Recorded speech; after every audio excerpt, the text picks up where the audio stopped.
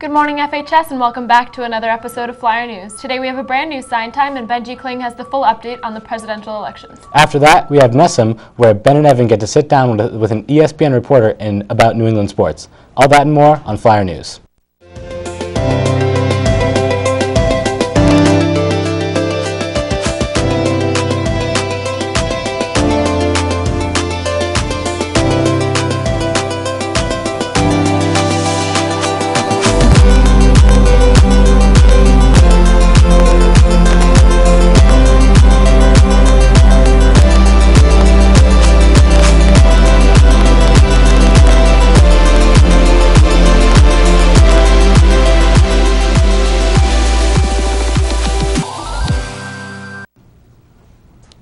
Good morning, Framingham, and welcome back to Flyer News. I'm Patrick Cassidy. And I'm Elena Jacob. Living here in Framingham, it's not uncommon to meet people who speak another language. And here in Flyer News, we're proud to have someone who knows sign language. That's right. Emily Tote has her segment Sign Time, where she teaches us a new sign every week.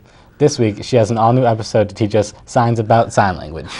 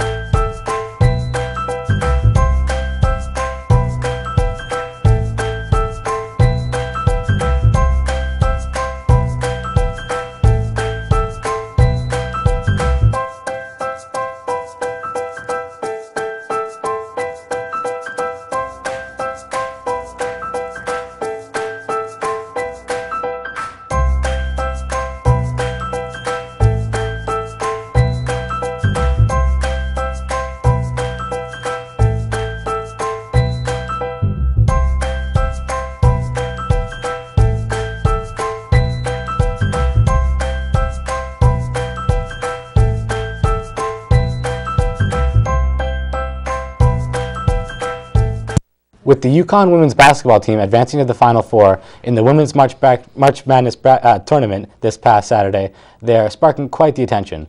Going on a 72-game win streak and being 119-1 in their last 120 games, with every win being in double digits, the girls are being questioned on if their dominance is a good thing. Boston sports reporter Dan Shaughnessy commented on their 98-38 60-point win against Mississippi State, tweeting that he hates to punish them for being great, but they are killing the women's game.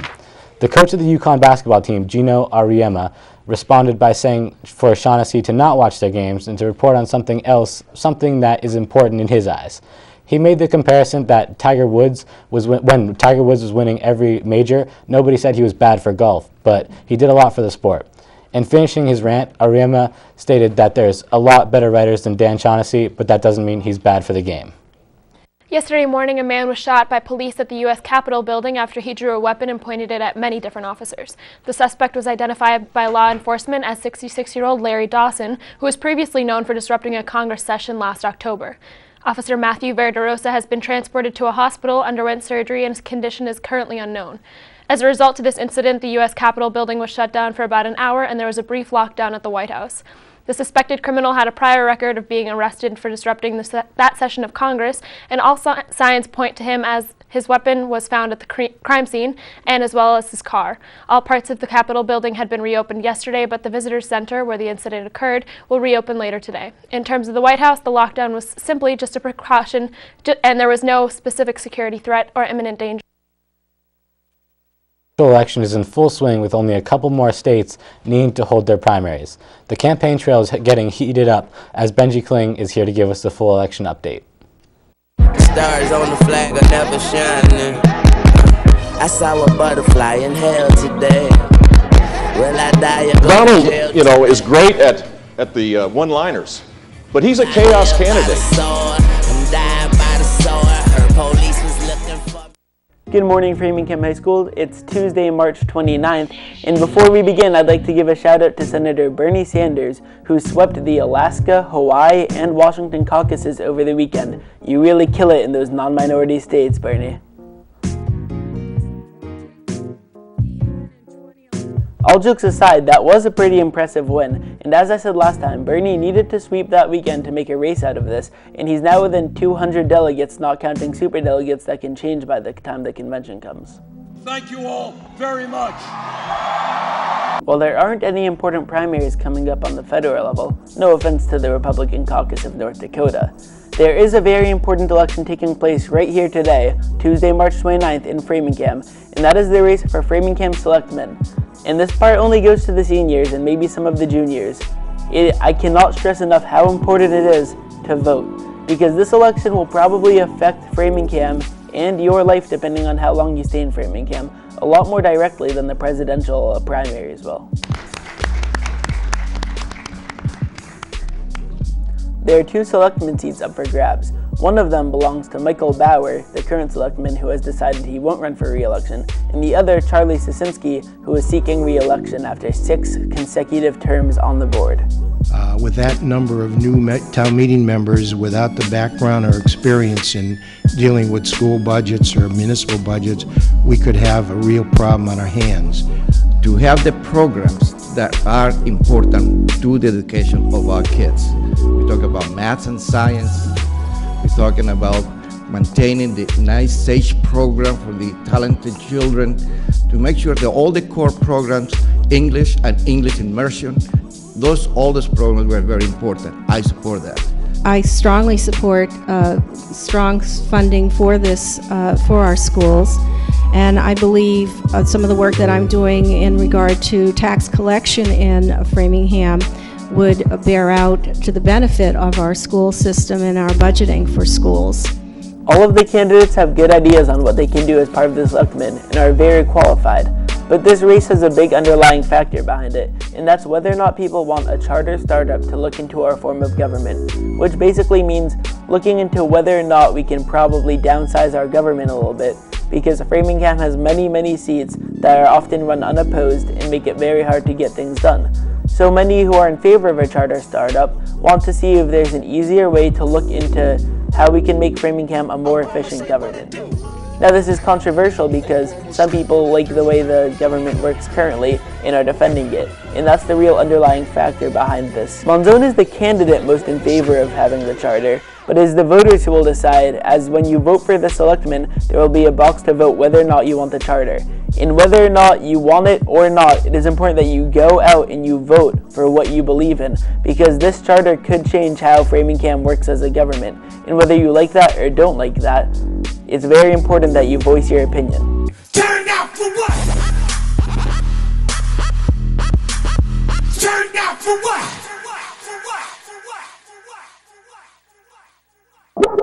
On a Tuesday morning from Election Update, this has been Benji Kling. Let's take it back to the desk. NCAA March Madness is into the Final Four, and our New England sports teams have been overlooked. So to keep you up to date on the Celtics, Patriots, Bruins, and Red Sox, we have a brand new episode of New England Sports Minute with Ben and Evan.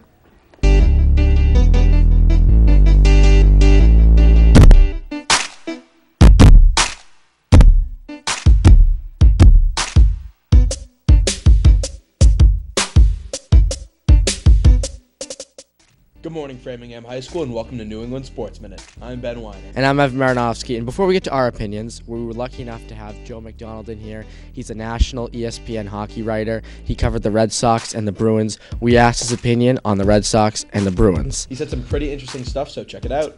We're here with national hockey writer for ESPN, Joe McDonald. We have a few Bruins questions to ask. So, Joe, with the Bruins, we saw this last year where they were hot, and then all of a sudden they started to slow down. And before the game against Toronto on Saturday, where they won 3-1, they lost 5 straight. Do you think that this is a chance they might miss the playoffs this year?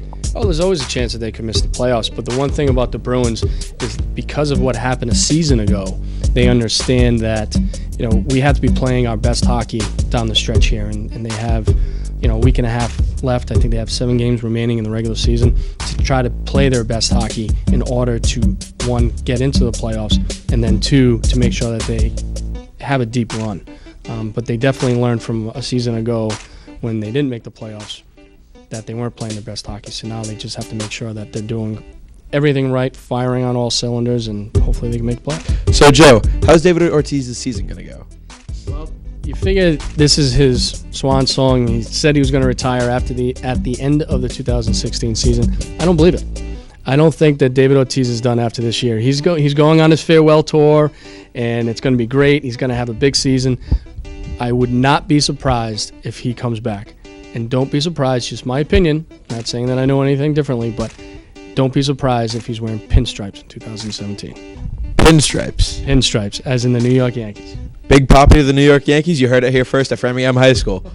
So, Ben, since we've made a NESM, which has been a week or two, the Pats made some moves. What has been the biggest? Well, Bill Belichick did smile. Nah, I'm messing with it. So the Pats traded for Martellus Bennett, which is pretty huge because we just added another 6'something", 200-pound something tight end into our very good offense already. The Pats already have one of the best passing attacks in football, and Bennett's another big, great run-blocking guy you can catch. Him and Gronkowski is probably the best two tight end tandem in football right now. Brings you back to the 2010-2012 Aaron Hernandez-Gronkowski days. Aaron Hernandez, what a guy. Can you say Aaron Hernandez on TV anymore? I might have his rookie jersey still. I think you did a show with that. I don't know what you're talking about. But the thing with Bennett is that he really does add a great dynamic to the Patriots offense, as who are linebackers and safeties going to cover? You already had to put 2 or 3 guys on Gronkowski. Now you add Bennett, who's generally a double cover. Opens things up for Edelman, maybe even Chris Hogan. Gives Brady a multitude of options. So, Ben, your March Madness bracket, I imagine, just like the rest of us, it's probably a little bit I picked yellow over Baylor. I'm just saying. I picked yellow over I did too. I picked yellow over Baylor too. But my question is, with the Final Four that's out there right now, what are your thoughts? I'm personally a huge Syracuse Orange fan. I love their defense. The 2-3 is cool. I love that it works in college basketball, at least for them. But I've said it since the beginning, and I'm going to stick with my gut. Oklahoma's taken them the whole thing. Buddy Hield's the best player in college basketball, scoring 37 points against Oregon, and no one can guard him. When you have the best player and you're already a great team, it's hard to stop him. So Oklahoma's going to take it home Monday night. That's a pretty bold statement, Ben. That's all for this week. I'm Evan Marinowski. And I'm Ben Weiner. Have a great week, FHS. Now it's time to pledge the flag. And today we have Adam and Hannah here to lead us. Take it away, guys.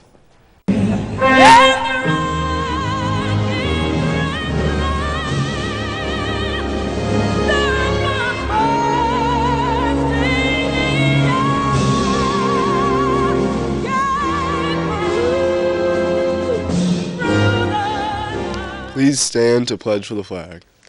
I pledge allegiance to the flag of the United States of America and to the republic for which it stands, one nation, under God, indivisible, with liberty and justice for all.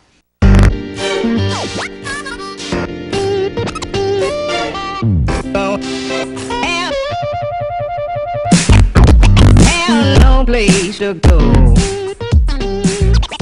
Have no place to go. Darling, have no place to go. Have no place to go. Good morning, FHS. Today is Tuesday, March 29th, and day 5 with periods running BDCGF. We have a Mr. FHS promo. Are you ready? It's starting? Okay. People like to call me a drama queen, I just don't get it. 6'4", 210, can bench press 350.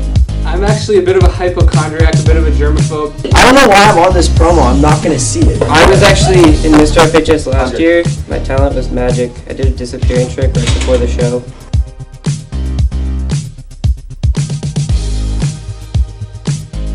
You're gonna bounce. The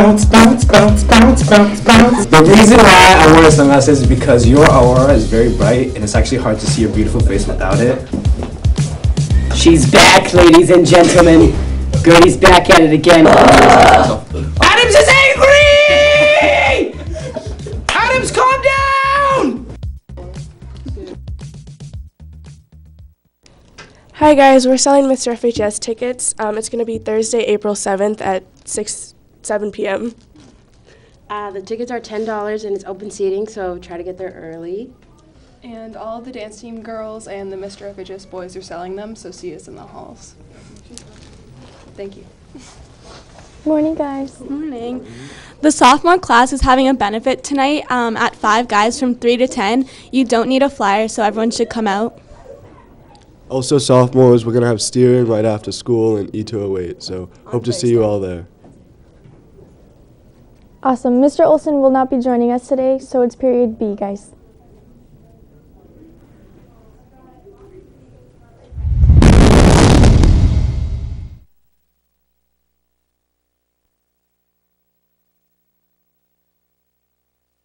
On our Framingham Education channel at 5 and 8 o'clock on channels 8 Comcast, 15 RCN, and 41 Verizon Fios, and look up our YouTube channel to see this broadcast again. I'm Elena Jacob. And I'm Patrick Cassidy. Have a great day, Framingham.